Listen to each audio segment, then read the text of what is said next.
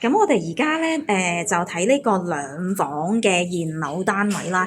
咁頭先咧一房嗰個咧就會即係打側咗少少，咁見到有啲視景啦。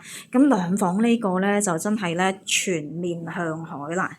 你睇下個海景咧就真係冇死角360度，真係非常之靚嘅。咁你見到啦，兩房呢個咧就係80個 square meter，咁變相都幾闊落下嘅。咁我哋睇咗嗰個主人房先啦。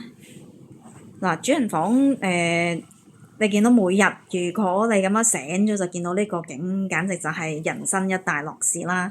咁佢咧個洗手間就有埋嗰個 bathtub 啦，真係好似酒店設計咁樣，而且咧佢係比較啲時尚啲、啱啲嘅，即係 modern 即係比較 modern chic 嗰啲感覺咯。